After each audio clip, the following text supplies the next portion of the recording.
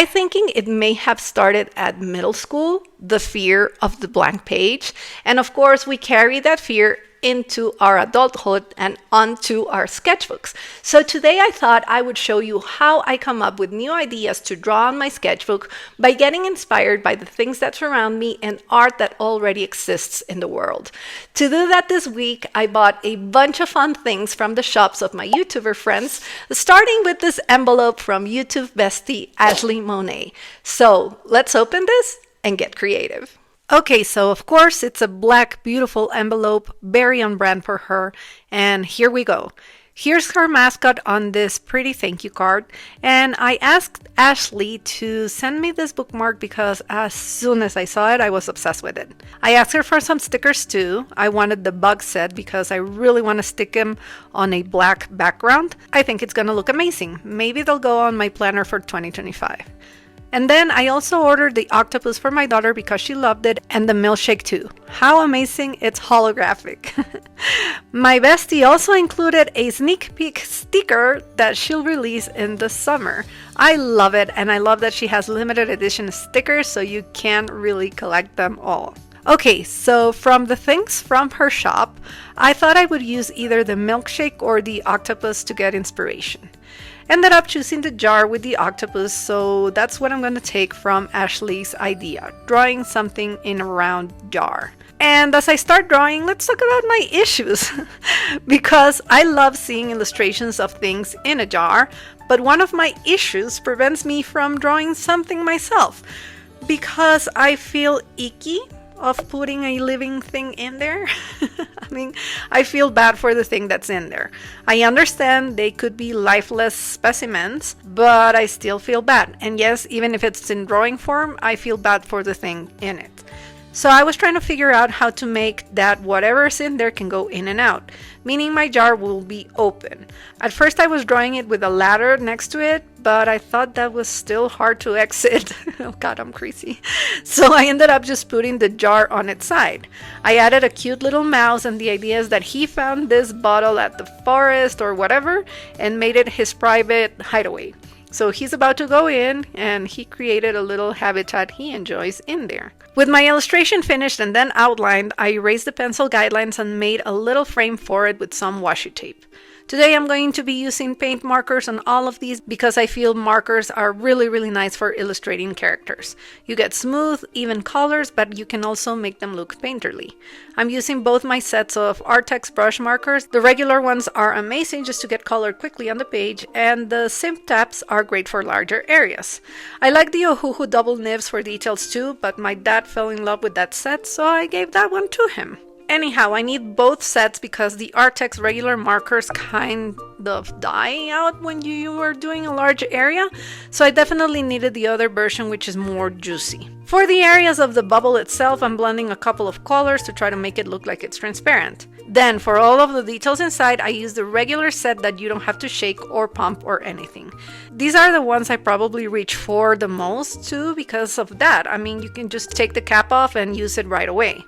After everything was painted, I had to go over all of the lines again with my black pens, because of course the acrylic paint from the markers will cover all of the lines. All of the outlines done again, and guess what? It's juicy highlight time! Yes, it's juicy highlight time. So I'm adding some highlights, and then of course it's satisfying tape pull time. I'm kidding. I don't have a catchphrase. That's Ashley's thing, and she does it much better than I ever could. And here is the first idea of the day, inspired by her awesome merch. And as you can see, we are only using these for inspiration. Completely different result, just using images to get our creative wheels going. And of course, I'm linking Ashley's shop in the description so you can get the original stickers. Next page, and this time I'm going to open the stuff I got from my friend Sarah's store. Now, this is not the original packaging because to get things to Ecuador, I have to forward them from my address in the United States. So sometimes in that process, we get rid of some of the packaging because of weight issues. But here's everything I got from her shop and more. Because she's a sweetheart, she added a bunch of extras and of course, a beautiful note. So from Sarah's, my favorite is the "one day at a time" sticker. It's so meaningful to me, you have no idea. That phrase really carried me through the worst times. And of course she has her cute bunny Stitches and Stitchette, but I am going to use the bows for inspiration. The first thing I thought is, okay, so what can I put a bow on? What needs a little decoration, or who wears them?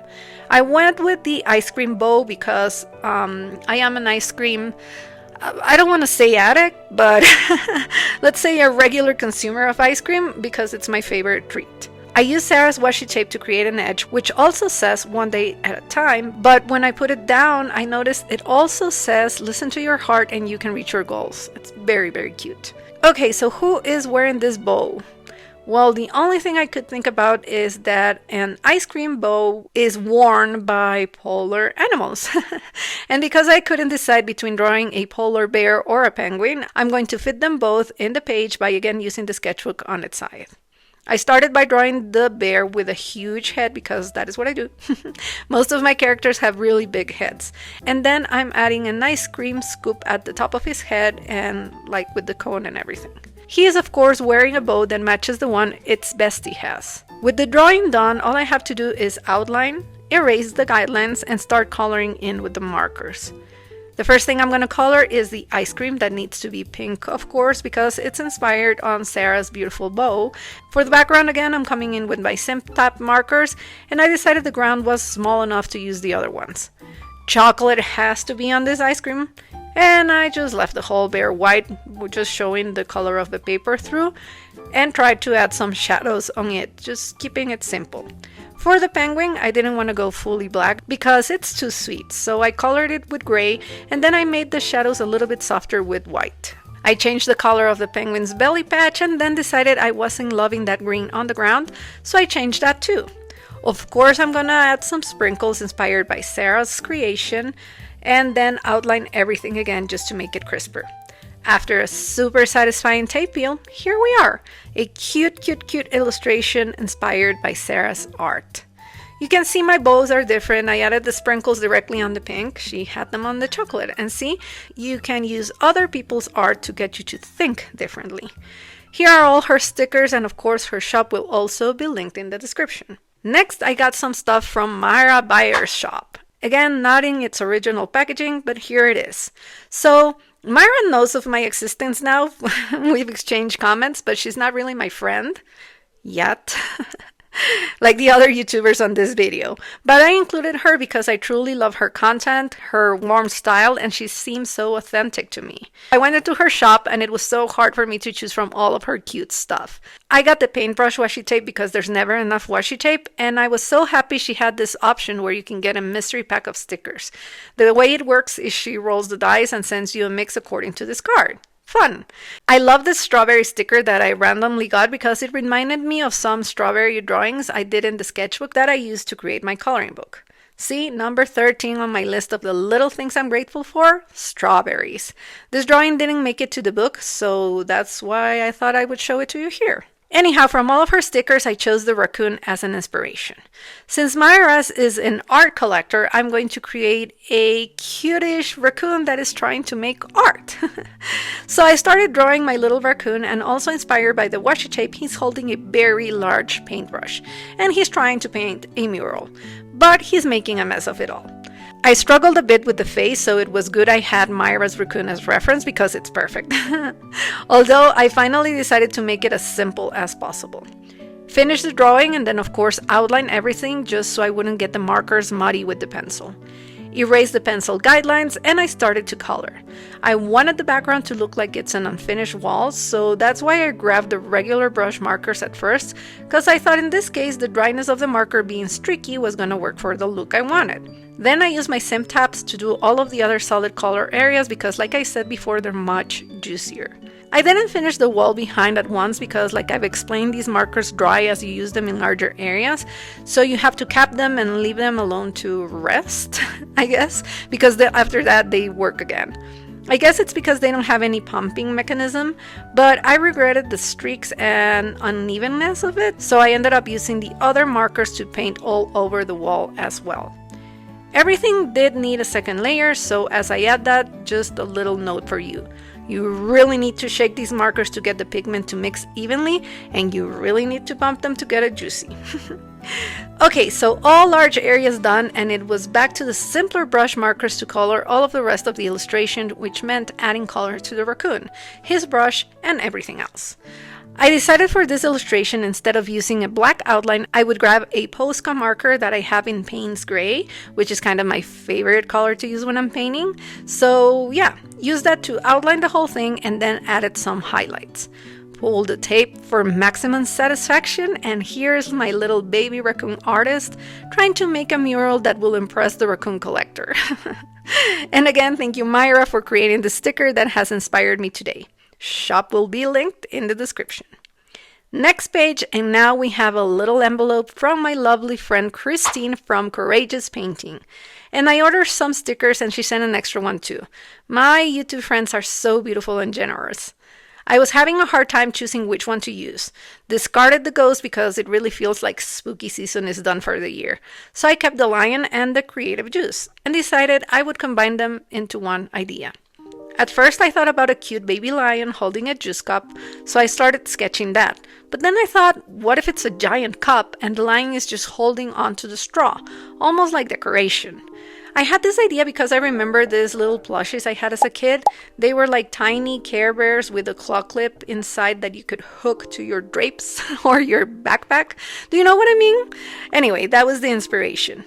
This was definitely the drawing I struggled with the most. Don't know why. But as always, I decided to leave some of the messy process in for you to remember that the only reason why it flows sometimes, it's because of practice. I've drawn many more bears than clinging lions.